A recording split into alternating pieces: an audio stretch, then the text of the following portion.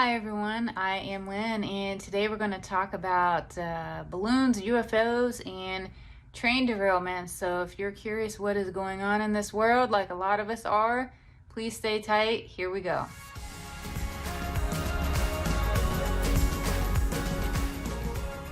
Okay everybody, so the question, what is up with all the disasters? We have mystery balloon with the satellite, UFOs being shot down, train derailment in Ohio, another in Houston, yet another one in South Carolina. What is next and what is going on? And I take a deep breath here because it's a little close to home for me here. And as I focus on this, I get we're headed towards something really, really big. We have had overreactions to this whole satellite thing, losing orbit with the whole balloon. UFOs being acknowledged, several train derailments all throughout the U.S., not to mention the unusual weather and earthquakes in various parts of the world. And again, my heart goes out to Turkey because of all of this stuff going on and how devastating that's been to this country, or that country. As the beer bug loses its fear factor, the world is ramping up for something else. Not only is this happening, it's creating a major distraction from other things. And it's hard to worry about, classified documents in certain man's vehicle and things like that when all these natural disasters are everywhere. I mean, who cares? Let's think about it. Who's going to really care if money's being funded for a war against Russia if UFOs are looming and they plant that fear and plant that seed in people's minds? The economic system, it's in peril with the devaluation of money, inflation of goods. Nobody really knows what's going on with all of that. But that doesn't seem concerned, or as much of a concern, if we're worried about China spying on us with some balloon theory and things like that. Our supply chains and food is literally being destroyed in front of us. I mean, look what they've done to this chicken thing, the price of eggs, what they're saying about meat and crickets in our food, all these other things that they're trying to do to us. But you know what? That's going to be okay if our world is scary and all these other things are going on. So I see what they're doing. They're just creating a distraction and a deflection while they do this dirty, underhanded scheming to impact us in other ways. And if we don't pay attention, it'll be too late and it'll be here upon us, if it's not already to that point or on the brink of that point already. So what is going on and what is the end game here? Because that's the thing I really wanted to focus on, because so much of this stuff has been happening. I mean, look what's happened in the past, week, 10 days? It's just unreal to me. And this started recently, or more recently, with the balloon. That was one of the first things we saw. And it was clear that this wasn't a huge concern when they first just watched it and then it decided to shoot it versus capture it. Who does that? Let's think about it. China is definitely a country to keep an eye on, but in this situation, I see they were just a scapegoat to up this fear factor that's going on, and this story ended up being too good to waste, so they used it to deflect from real world issues of what's going on. There's also a need to justify all the money being sent to the country that starts with a U, and seeing China and Russia as a threat, so this just added a little more to it. Then you have the gender studies thing going on, and that's being funded across the ocean, and all this other stuff, and the guys that Russia and China are including. And let's just think about it. Think about it for just a second here. If this balloon and spy thing was really as big of a deal as what they tried to make it seem like, you would have captured that technology. You would have studied it. You would have reversed engineered it. You would have tried to see what it is they're trying to capture and extract from the people. But because it was a nothing thing, what do? They shoot it down and destroy the evidence. That's just a common practice of what they do. They destroy the evidence so nobody can really go in and seek out the truth behind it. I also get something's happening here that they want out of the media, namely the whole competence of the White House resident, and they're trying to figure out how to deal with him. So this fear is just really smoke and mirrors, rather, to hide what's really going on and issues that they're dealing with they don't want us to see and they don't want in the media. Then we have these natural disasters on the other side of the world. I find this really interesting. There was even an outspoken person, and they said that man-made quakes could happen, and we just witnessed it firsthand. And then it was actually the mayor himself over in Turkey publicly made this claim. Many others also felt that this quake resulted due to interactions that Turkey had with NATO and all the stuff going on with NATO. And as soon as I heard that, I'm like, that's it. It just absolutely resonated in truth with me.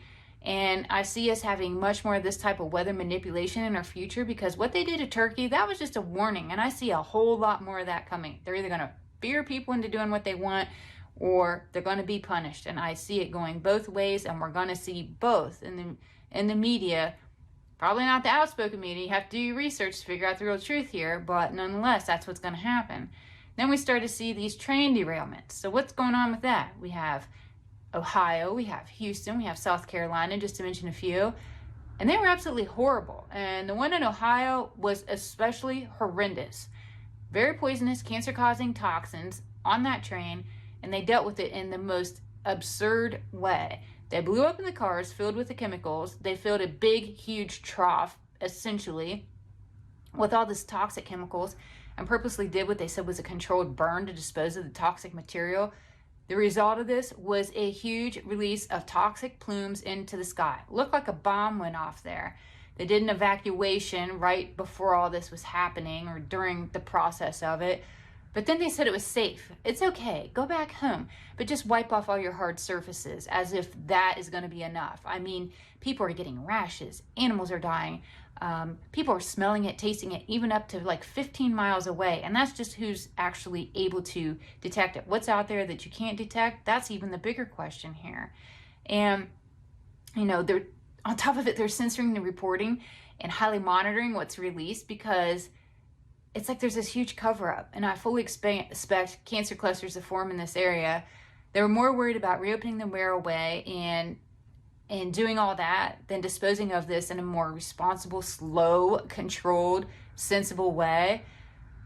Luckily, I'm on the southern part of Ohio, but I have family all over Ohio, so this is a little too close to me. So don't mind me if I'm a little emotional as I go over this. I mean, all this stuff and this dirty-handed behavior just sickens me to the core. Just in general. But then when you start talking about my home state, it just ramps it up to a whole new level here. And then I want to think about Ohio. So why Ohio? Why do you pick Ohio to do all your destruction? I mean, they're always methodical in what they do. There's always something more to it. Intuitively, I guess because Ohio is a conservative state. Rural areas are still God-loving, and they don't participate in this liberal mindset. I know, because I'm in a rural area. They do not entertain it at all. And this theory is, if the state is won when they have historically had different, presidential elections and so forth, it's going to dictate what the next leader is, because it sort of swings both ways. If it goes Democrat leader, Republican leader. They want to destroy the conservatives in this area, and they basically want to punish them. Also, the area impacted is very close to many Amish communities, and regardless of what your opinion is, or regardless of what you think, these folks, and I know some of them, are the ones that are going to survive, and they know old customs of how to grow food. They know natural health remedies. They still traverse with horse and buggy. They don't pay the traditional taxes. They don't participate in the system. They don't take Social Security, and they know how to thrive, and they can raise a barn in a weekend. They're pretty impressive when they put their minds to it. And on top of that, they're very God-fearing, God-loving also people. And again, regardless of your opinion, that's just who they are, at least the communities that I have interfaced with. Huge threat to the world that they want to create, because it's absolutely the opposite of what they want to create. So they knew what they were doing when this train derailed right where it did, and they burned tons of pounds of chemicals so recklessly, it felt criminal. It was criminal what they did. If you even doubt that these trains are an accident and there is no agenda, watch the movie White Noise. I heard about this right at the time that this accident happened, when they had this derailment.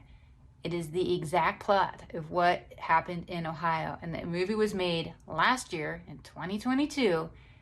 There's no coincidences. There's just sick people. And this is proof of it. Then we have the UFO situation. Note, they destroyed the evidence instead of capturing the moving craft, like I had said before. No rational, logical government would ever destroy that type of evidence that was a threat without getting proper intel first. Why would you not obtain the information that you got right there floating on a balloon if you really truly thought that there was something sinister going on? Unless you really knew what was going on, you wouldn't do it. Then, I don't know how many of you know this, there was decades ago, Ronald Reagan said in his speech that when people are divided, which they have completely divided us, you need some kind of unifying event to bring them together. Reagan even mentioned UFOs as a good fear event, and the threat of an invasion would be a thing that would force people to put differences aside and work together. Go out there and vet me, guys. This speech existed, and Ronald Reagan said it in his own words. They're stealing this tactic from Reagan's speech, and basically, truth and clues are in plain sight, and this UFO thing is just a precursor to the near future when they have taken all of what they want and they need us to finally come back together again for them.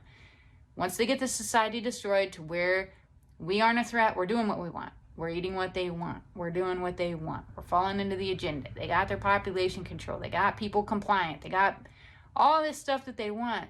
You got to eventually bring us together. You can't leave us divided forever. So then what do?